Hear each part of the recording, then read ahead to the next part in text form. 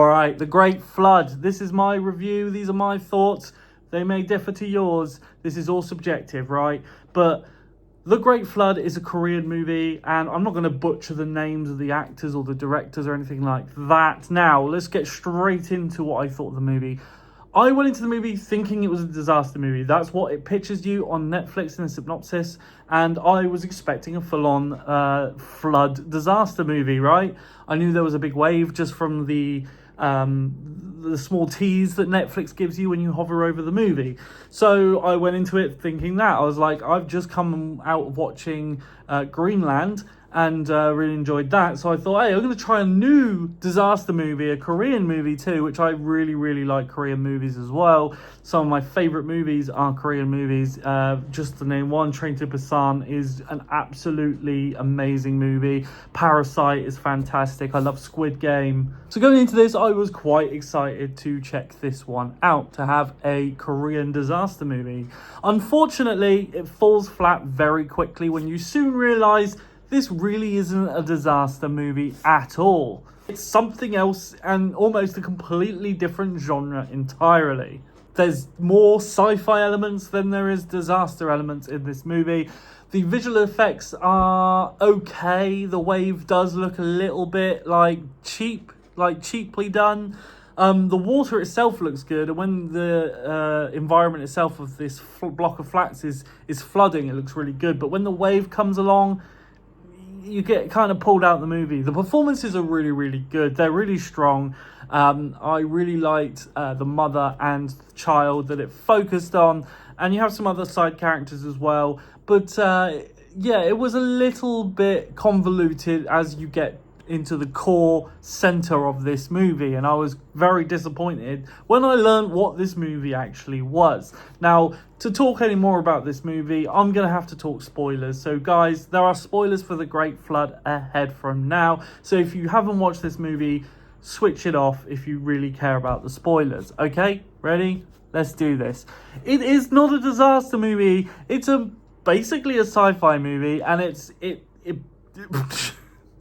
this movie confused the hell out of me. This movie suddenly goes from disaster movie to AI dystopian, AI technology kind of sci-fi-esque elements. That was a lot of muddled words, but it's really hard to describe a film that you really don't understand. And that is why I'm disappointed. You know, these are brutally honest reviews on my channel.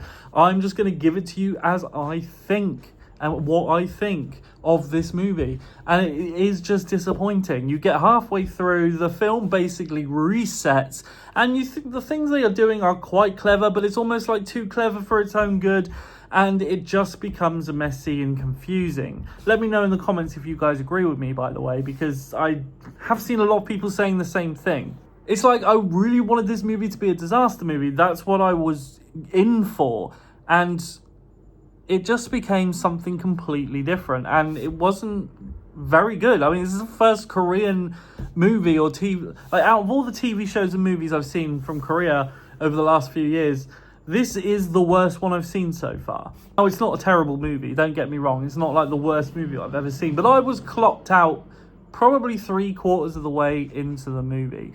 I just did not care by the end of the film. I didn't care about what was going to happen.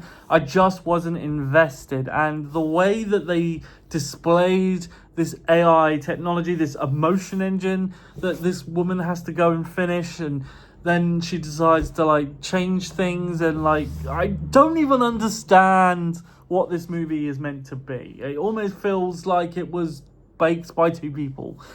It just doesn't seem like a coherent one vision. It just seems just so sloppy in its execution of trying to have a spin. It just is bizarre. There was nothing to sort of write home about when it comes to the score. It was very sort of classic cinematic Hollywood score, which is kind of weird for a Korean movie, right? Because you watch other movies like Train to Busan and Parasite, and there is just a huge different range of instruments used in those movies. But with this score, it was just the classic thundering floor tom and the sort of cinematic crescendo as the wave is coming in. And like I said, the visual effects pull you out of the movie because they are quite cheap. It's clearly just a streaming movie, right? So lower budget. I think they probably could have done something more effective. And actually, the elements of the disaster didn't add up. And obviously, it makes more sense when we realise it's not a disaster movie.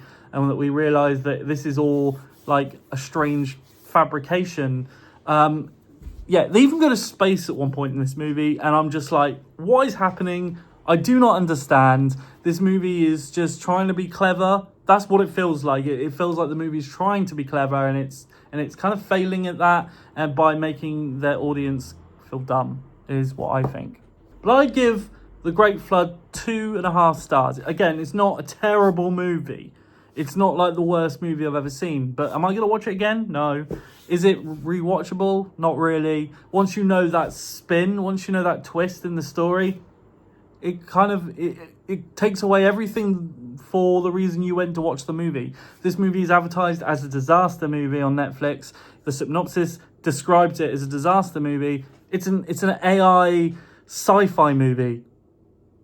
It's like you couldn't get further away. It's like going to watch a horror movie advertised as a horror movie, and it ends up being a teen romance movie. Like, what the hell?